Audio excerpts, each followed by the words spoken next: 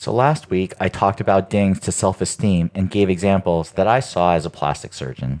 This week, let's talk about dings to the self-esteem that sometimes I see at my other job, a coach at CrossFit Bison in Midland Park, New Jersey.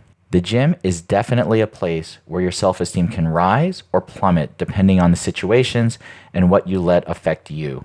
I think the main reason is that external validation, what we hear people say about us, is such a powerful influence on how we feel about ourselves. It's possibly the most powerful influence on our ego and our self-esteem. What we wear, what we say, what we do every day is often predicated on how we expect people around us to react to us, what they think of us, and then what we hear them say about us.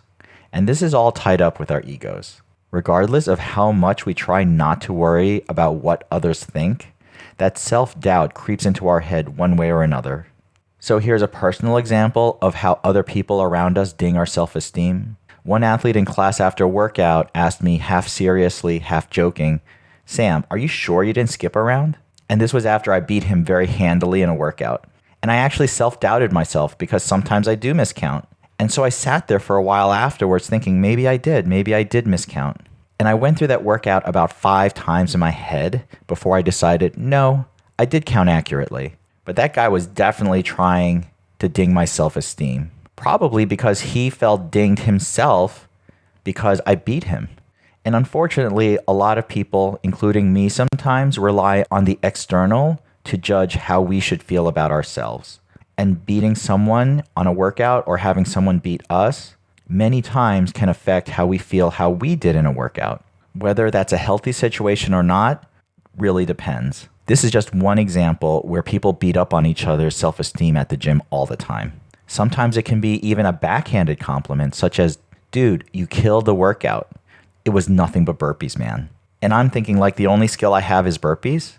Maybe they're meaning well, but with some people, sometimes I get the sense that they are excusing themselves by saying, "I didn't do as well on the workout because it was burpees, and Sam's only skill is burpees.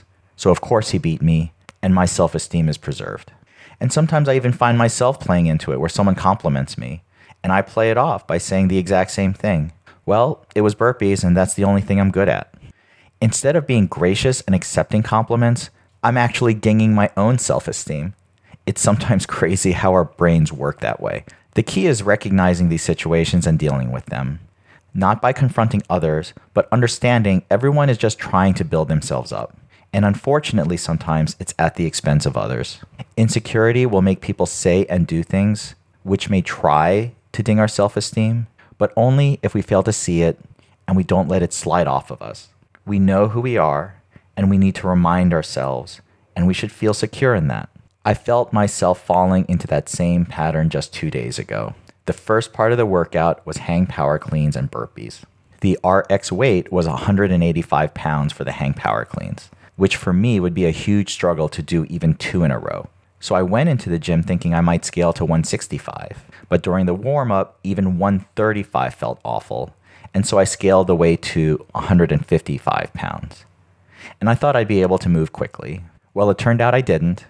I moved really slowly, and the burpees didn't save me this time. And when I looked at the whiteboard, my time and my hang power clean weight was much worse than a lot of athletes I usually compare myself to. So I made excuses. I told myself I traveled over the weekend, I had an early morning flight, this was an afternoon workout instead of my normal mornings, and I told myself that's why I didn't do very well compared to others. That was my ego, my instinct to preserve my self-esteem kicking in. I still didn't even feel good, even with these excuses. I needed to let it go, but I didn't. And so it compounded. For the second part of the workout, 5 sets of 3 bench press, I pushed the weight at the end. I saw a lot of people on the whiteboard had gotten 215 pounds. So for the last set, I went to 225 pounds. After I did it, some of the athletes high-fived me and I felt good. I guess I restored some of my self-esteem. But those reps were a struggle, and my left side was definitely lagging on the way up, pushing that bar on the bench press. My form was not the greatest, and I could have injured my shoulder, honestly. So realistically, I should have stuck to 215 pounds instead of risking hurting myself at 225. So even after 9 years in the gym, I still fall into the trap of worrying about my ego and self-esteem. I recognize this happens to anyone and everyone, and it will still happen to me, but hopefully at least I can recognize it and I can keep trying to do the right thing. There's a lot more in this rabbit hole to delve into, which I haven't gotten to.